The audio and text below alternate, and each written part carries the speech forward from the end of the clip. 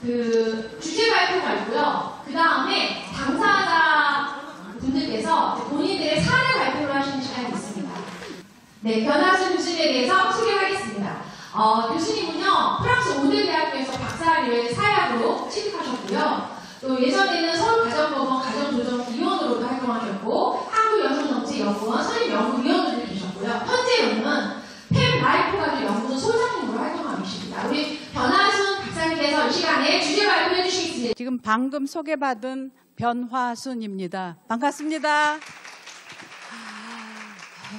우선 이 50장에 걸친 1년 걸리는 보고서를 일주일 만에 만들어내라 해가지고서 장 대표의 이 힘이 얼마나 센지 제가 꼼짝 못하고서 밤새면서 이거를 만들었다는 거 아닙니까?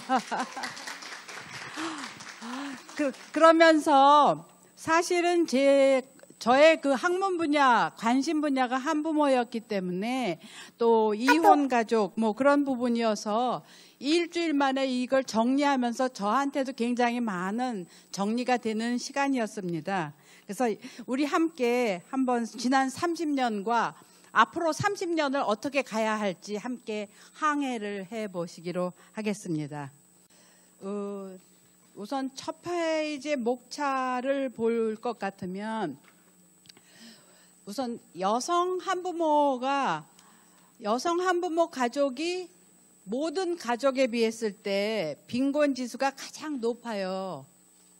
이건 무엇이냐 하면은 벌기도 하고 그다음에 아이도 키우고 그렇게 되려니까 여러 가지로 이제 빈곤 지수가 높은데 그 중에서도 양부모의 일하는 여성이나 아니면은 남성 한부모에 비해서도 이 빈곤 지수가 굉장히 높다는 것입니다.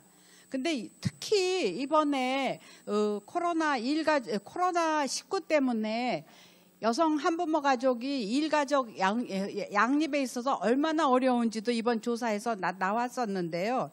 그렇게 됐을 때 여성 한부모는 우리가 평평한 거를 영도라고 친다면은 일하는 여성인 경우에는 10도, 그리고 여성 한부모인 경우에는 거기에 또 더해서 10도 이렇게 기울어진 운동장에서 우리가 살고 있다는 것을 인지해야 하는데, 이런 법제도만 있다고 해가지고서 이게 이제는 평등하지 않느냐, 너무 또 이렇게 한쪽으로만 또 치우치게 해주는 거 아니냐 하는 여러 가지 불평등한 이야기도 나오지만, 실제로 우리 사회 구조가 어떤 구조에 있는지 한번 지난 30년을 들여다볼 필요가 있다, 그런 생각을 하면서 이것을 만들었습니다. 그러면은 2번 여성 한부모 가족의 가장 높은 빈곤 지수를 한부모, 남성 홀벌이, 맞벌이, 그러니까 지금 표로 들어갑니다. 양부모 가구와 비교한 한부모 가구의 빈곤 지수요. 그리고 맞벌이를 이렇게 비교해 봤을 때 2011년보다 2020년에는 확실히 빈곤이나 건강 지수에 있어서는 나아진 것은 틀림이 없습니다. 이것은 아까 이기순 차관님 말씀하신 것처럼 정부에서도 이 국민의 건강 또는 경제적 빈곤에 대해서 많은 관심을 가지고 또 정책을 시연해 왔다는 것들은 우리가 인정하고 긍정적인 그런 결과라고 볼 수는 있지만은, 이 부분은 지속적으로 어떻게 확장시키는가와 더불어서 그 이외에 관계적인 측면까지 이제는 보지 않으면 안 되는 경우들이 있습니다. 또 하나, 특히 노동 차원에서는 빈곤이 더 심하게 심각한데, 시간 압박 또는 시간 빈곤을 경험하는 거죠. 아까 사회자님께서도 계속 얘기하셨지만 평일에 낮에 이 시간에 올 수 있는 사람이 얼마나 되느냐. 그것은 시간 압박과 노동에 대한 빈곤이 되는 부분이기 때문에 이 부분에 대해서도 우리가 지속적으로 우리가 얘기를 할 필요가 있다는 거죠. 말하자면 이런 플렉서블한 타임들이 소기업, 자영업이나 아니면 이 소규모의 기업에서도 인정될 수 있는 분위기라면은 시간 좀 잠시 쓰고 오겠습니다. 그 다음에는 이거를 보충하겠습니다. 이런 플렉서블 타임들이 우리가 이제 필요한데 아직까지 거기까지는 도달하진 못했다 하는 그런 이야기를 말씀드릴 수 있겠습니다. 그리고 이제 여기에서 봤을 때 한부모 가구의 여성이 모든 지표에서 한부모 남성보다 훨씬 낮아요. 또 하나는 한부모 남성인 경우에는 뭐 도움도 많이 받을 수 있는 여건들을 가졌기 때문에 아이를 키운다면은 한부모 여성인 경우에는 그게 아니라 자기가 혼자서 아이를 키울 수밖에 없는 그러한 여지가 굉장히 많다는 것입니다. 그래서 그것과 그 다음에 그렇죠. 가구주의 성별로 봤을 때 아까 이야기한 것처럼 부자 가구보다는 모자 가구가 소득, 건강, 노동, 주거의 빈곤의 지수가 높은데 중요한 거는 부자, 우리가 이제 젠더적 관점에서도 좀 봐야 할 시기가 돼 있거든요. 왜냐하면은 부자 가정에서 자녀를 키우는 가구들도 많이 늘어나고 있기 때문에. 근데 여기에서 사별보다는 이혼한 부자 가정의 경우에 있어서 빈곤 지수가 조금 더 높다는 거죠.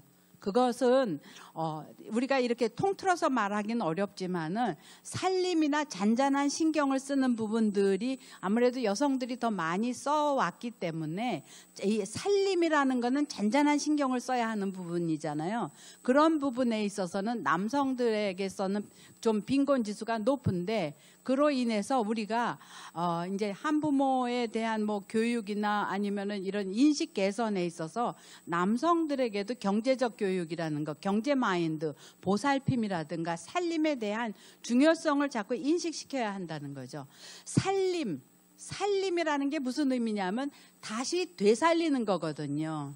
근데 이 되살리는 작업에 있어서 대부분이 살림하고 설거지하고 또 치우고 그런 일들을 일상적인 반복의 일들을 여성들이 조금 더 많이 해보다 보니까 훈련이나 인지가 안 돼 있다는 것이죠. 그래서 이런 부분도 이제는 훈련이나 인지를 서로 해야 하는데 특히 이제 남성들에게 있어서는 살림하고 타인에 대한 배려 그런 신경을 쓸 필요가 있다 하는 것으로 보였습니다. 그러면 코로나19가 미혼모 가족의 일과 가정생활에 미친 영향을 한번 보겠습니다. 코로나19가 한부모 가족에게 한부모 가족의 일과 가정생활에 미친 영향에 대한 조사는 그동안에 없었어요. 근데 제가 2021년에 한국미혼모가족협회하고 공동으로 해가지고서 미혼모의 일가정 양립에 대한 조사를 했을 때 특히 이 코로나19로 인해서 경제적 상실, 그다음에 재택근무하고 분리되지 않은 일가정 생활에서 자녀와의 갈등이 굉장히 빈번하게 나타난 것입니다. 또한 약간의 그 경제활동하는 미혼 한부모나 아니면 경제활동하는 한부모 중에서 여러분들 경제활동 하는 분하고 경제활동 하지 않는 분이 있다면 어떤 분이 경제활동으로 코로나로 인해 갖고 더 힘들을까요? 경제활동 하는 분이에요. 왜냐하면은 경제활동을 해야만 먹고 사는데 경제활동 하지 않는 분은 그래도 조금 뭐 유동 자산들이 좀 있긴 하고 했는데 이게 굉장히 떨어지고 어디서 벌어올 데가 없다는 것이죠. 해서 경제활동이라는 것이 겨우 먹고 사는 부분이지 그 다음에 저축이나 비축을 할 수 없는 이런 부분에 대해서도 우리가 한 번쯤은 생각해야 할 부분이라는 거죠. 또한 이로 인해 가지고 자녀에게 의도하지 않게 스트레스나 아니면 짜증이나 화를 많이 내는데 그로 인해서 한부모 가족의 자녀는 자기가 태어나고 싶어서 태어난 것도 아니고 자기들이 좋아서 자기들이 싫어서 아니면은 뭐 사별로 인해서 내가 그렇게 됐을 뿐인데 또 10도 마이너스로 기울어진 운동장으로 들어가더라고요. 여러 가지로 빈곤한 그런 스트레스를 누가 받느냐? 아이들한테 이렇게 쏟을 수밖에 없는 그런 여건들이 있었다 하는 것이죠. 그러면 우리가 여성 한부모에게 기울어진 운동장을 무엇으로 볼 것인가? 아까 이야기한 것처럼 양부모 가족 중에 여성이 시간 압박과 빈곤이 높아. 그러니까 양부모 가족의 취업 여성이 굉장히 좀 일을 더 많이 하는 거잖아요. 뭐 저도 사실 집에 가서 일을 더 많이 해서 억울하다 하는 생각들을 갖고 있긴 하지만 말이에요. 아직까지도. 그런데 그 중에서 또 이 경제활동하는 여성 중에 한부모 가족의 여성이 또 힘들다는 거죠. 그러면 10도 기울어졌다가 또 10도 기울어지니까 20도가 기울어지는 그 부분에 있는데 거기에서 또 한부모 가족의 남성에 비해서 또 여성이 더 많은 스트레스를 받을 때 빈곤 지수가 높으니까 30도가 기울어지는 거죠. 30도 기울어지는데 부모의 스트레스를 그대로 받는 자녀는 40도가 기울어진 운동장에 우리가 있다고 본다면은 그 자리에 있거나 하면은 우리가 기울어진지 몰라요. 하지만 조금 더 멀리서 봤을 때 이 기울어진 운동장을 바로 세우려는 움직임이 명예회복 운동이라는 거죠. 왜냐하면 그 안에 있으면 우리가 명예라는 것, 우리 다 똑같잖아. 그리고 또 뭐 복지나 모든 재원들이나 관심들이 한부모 너희들한테 가면은 뭐 우리는 어떡하라고.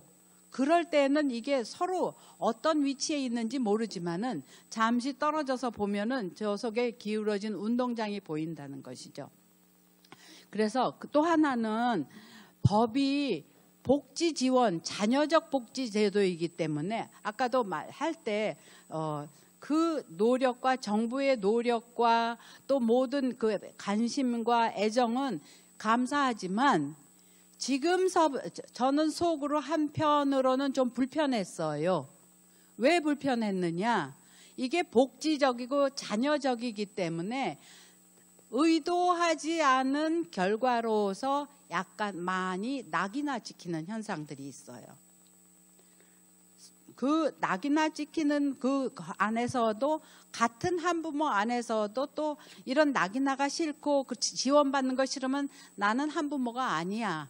그러면 뭐란 말이에요? 한부모 어떤 사람이 한부모냐? 라는 문제 제기를 할 수 있죠. 이 차이가 어디에서 나오느냐 하면은 유럽에서는 보편적 가족 정책 안에서 한부모 정책이 들어가요. 전체적인 가족 정책 안에서 빈곤 문제 중에서 어떻게 이거를 비율을 나누고 어떤 정책을 쓰느냐. 그런데 미국에서는 자녀적 복지 정책이에요. 지원을 하는 것들이기 때문에 뭐 무슨 사무소를 찾아가야 하거나 복지 사무소를 찾아가는 것 자체에서부터 이게 불편함을 느끼게 되는데 이 차이가 결국은 우리 사회도 지금 서서히 나타나고 있다는 거죠. 법 정책을 시행하고 있기 때문에 그리고 10년 가까이 지나고 있기 때문에 서서히 이 부분에 대해서 인식을 하고 특히 우리 한부모 연합에서는 이런 부분에서 어떻게 인식하고 당사자 목소리를 내면서 대안을 제시할 것인가에 대한 매우 중요한 역할을 하고 계시고 매우 중요한 위치에 여러분들이 계십니다. 왜 이게 중요하느냐? 우리 다음 세대를 위해서죠. 어느 사회고 간에 어린이하고 이 미래 세대가 건강하게 자랄 수 있도록 해야 하는 게 우리의 일들이기 때문이죠. 해서 이 기울어진 운동장을 바로 세우려고 하는 그 움직임이 명예회복이라고 한다면 사람들의 고정관념이 한부모의 명예회복 그게 뭐예요? 라고 얘기한다는 거죠. 다음, 그래서 이 한부모의 명예회복이 왜 필요한가는 건강가족기본법, 다문화가족지원법, 한부모가족지원법을 비교해 보면서 과거 현재로 보면서 중요한 가족 가치를 우리가 비교해 보면 알 수가 있습니다.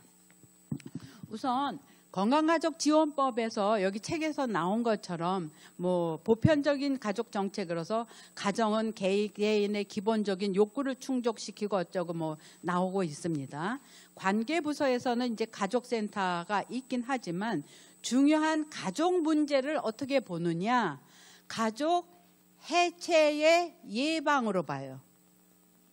그러니까 한부모 가족에 대한 해체가 안 되도록 하는 것들이겠죠.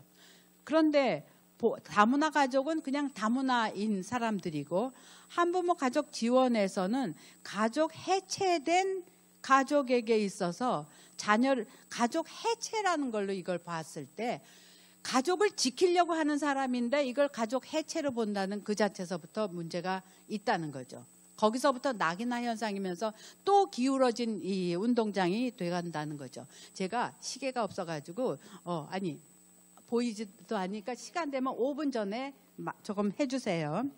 그래서 이 안에서 건강가족지원법에서 가족 해체라는 거에 대해서 우리는 아주 지금서부터 아주 끊임없이 주장을 해야 합니다. 뭐 전면 개정해라 그런 게 아니라 가족 해체가 뭐냐 법상에서 아주 구체적인 언어로 들어가야 하는 거죠. 또한 가족센터의 기능과 한계점에서 본다면 가족센터에서 그것도 넘어갑니다. 가족센터에서 정부가 추진하려고 하는 추진 방향에 대한 일들은 다 하고 있는데 중요한 것은 한부모 가족에 대한 특수성이나 당사자나 그 필요한 부분에 대해서 보편적인 기준에 의하기 때문에 한부모에 대한 특수성의 요구를 부응해 주기가 어렵다는 거죠. 또 새로 일하기 센터에서도 그러니까 취업 경력 단절 여성들에게 대해서 많은 교육 프로그램이 있지만 한부모 가족의 이 어떤 그 환경이나 그것에 맞는 그런 프로그램을 개설하기 어려운 이유가 뭐냐? 보편적인 기준에 한부모를 맞추기 때문이에요. 그 보편적 기준 안에서도 한부모에 대해서 좀 특수성, 새로 일하기 센터에서도 보편적인 그런 그 프로그램 속에서 한부모 가족의 특수성을 우리가 이야기해야 하는데 지금부터예요. 이제부터 한부모 가족에 대한 특수성과 그 우리의 문제점들을 이야기할 수 있어야 하는 것이죠. 그런데 밥원으로 가면은 다문화는 지나가고요. 밥원의 다른 그 건강가족지원법이나 다문화가족지원법에서는 보편적인 대상들이에요. 다문화인이면 되고 어쩌고 그렇게 되는데 한부모는 가나다라마의 조항 중에서 여성가족부령으로 준하는 자예요. 그것은 뭐 소득이 얼마이고 뭐고 조건이 들어간다는 거죠. 이게 이제 그 자녀적인 복지 정책인데 제가 참고로 하고 있는 프랑스 같은 경우는 빈곤 가구 중에서 한부모 가족일 때 이 인구 그러니까 쿼션이라 그랬는데 할당으로 점수를 몇 점으로 주느냐 하면서 그걸로 복지를 계산하거든요. 그러니까 양부모 가족일 때는 어른 둘이니까 두 사람 하나 더하기 하나에 아이가 하나라면 0.5면 2.5로 계산을 하는 것이고 한부모일 때는 어른 한 사람하고 아이가 하나라면 1.5로 계산하면서 1.5가 2.5에 비해서 재정이나 모든 부분에 대한 불이익을 받지 않도록 계산 방법을 달리하는 것이죠.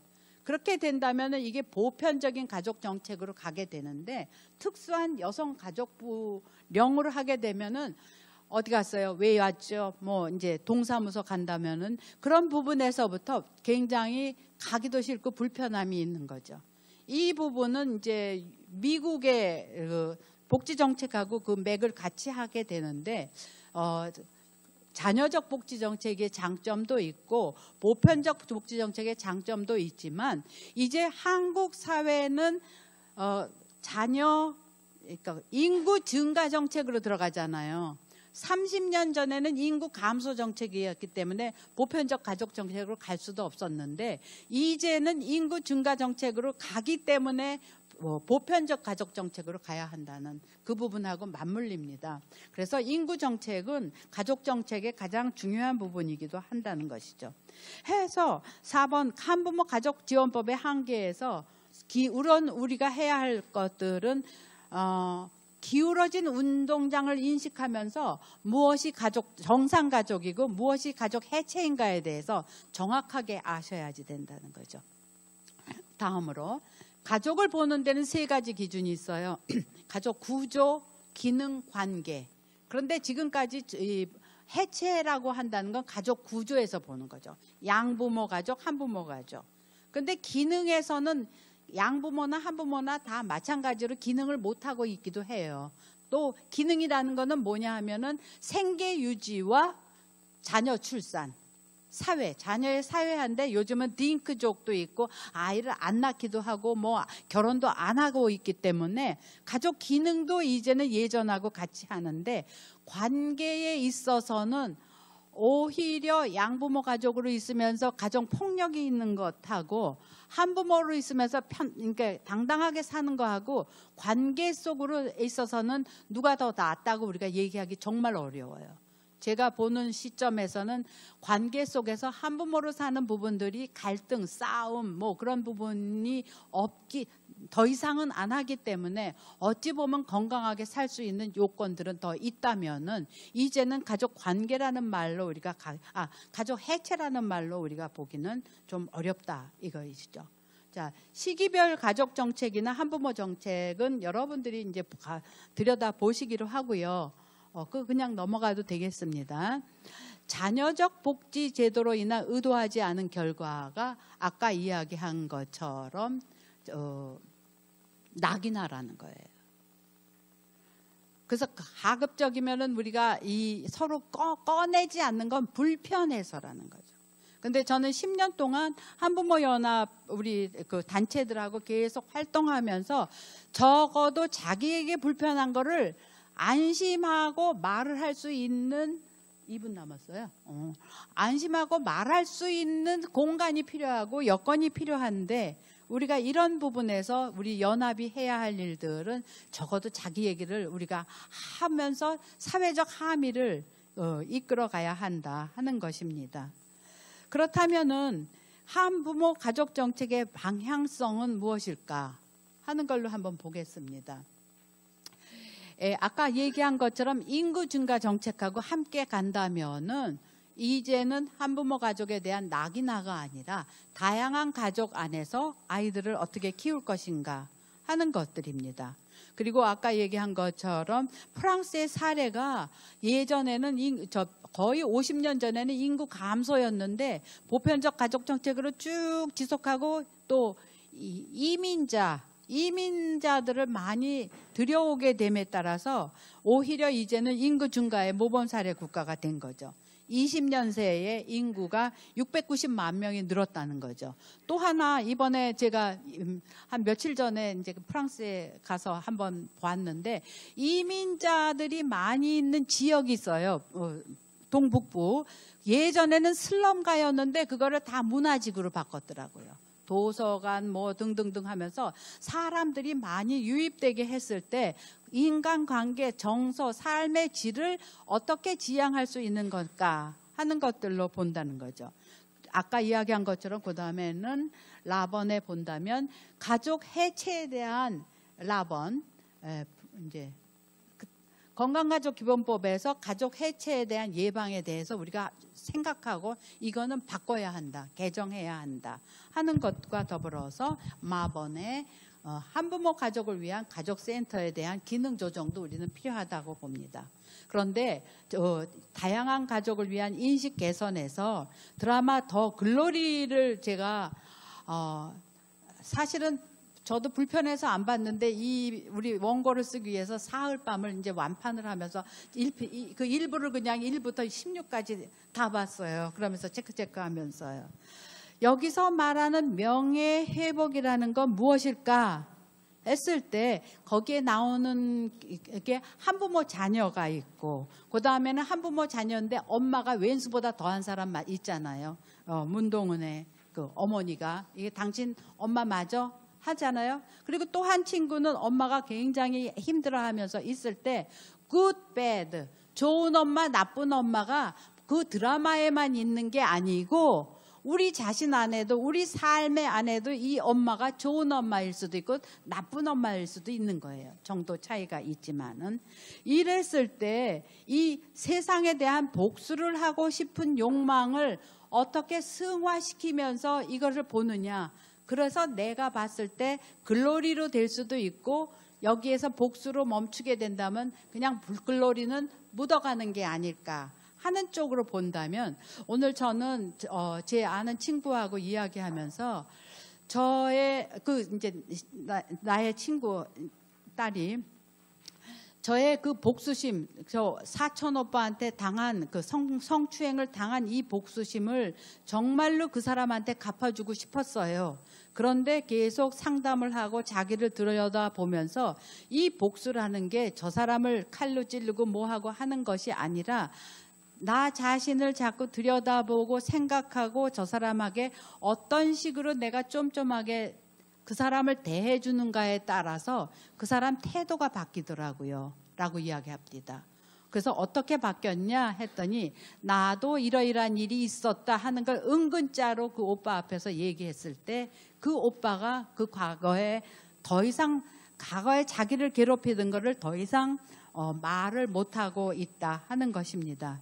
해서 여기서 봤을 때 우리가 1분만 해서 우리가 여기서 봤을 때 기울어진 운동장이 50도였던 우리 자녀들에게 본다면은 여기에서 부모가 꼭 친부모만은 아니어도 돼요. 사회적 부모도 됐을 때 good mother, bad mother가 어떻게 될 수 있고 사회적으로 우리는 좋은 이 지지자만 있어도 세상이 달라지는 것을 느껴질 수 있을 때 우리 모두가 또 앞으로 우리 다음 세대를 위해서 할 수 있는 것은 사회적 지지를 하게 된다면은 사회적 조력자 이게 있다면은 자녀의 삶은 달라진다는 거죠.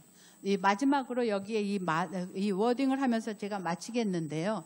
상처받은 아이를 보듬어주는 사회적 부모가 된다는 건 삶의 어느 기간 동안 교사나 부모 중 한 명 사랑하는 이가 거울 반응을 해주나 인정해주면 자녀의 인생은 바뀔 수 있어. 아동은 안정된 자기를 확립하기 위해서 자기 응집성, 향상성, 탄력성을 느낄 수 있도록 도와주는 타자가 필요한데 이 욕구에 반영해 줄 수 있는 자기 대상이 필요해요. 우리는 모두 각자가 그 아동 주위에 있는 분들한테 자기 대상이 되어줄 필요가 있죠. 그리해서 자신에 대한 거울을 자신이 스스로 만들 수 있도록 하는 거죠. 더 글로리라는 건 내가 너를 지킬 수 있는 건 내면이야. 미술관도 가고 먹고 싶은 것도 먹고 하고 싶은 말도 하고 이런 관점에서 우리는 정책과 더불어서 내면적 자기 대상을 키우는 내면적 튼튼함에 대해서 이제는 양자를 생각하고 또 수정하고 서로 든든한 지지가 될 수 있는 그런 앞으로의 그 한부모 가족의 날이 되기를 바랍니다. 제 강의는 이걸로 마치겠습니다. 감사합니다.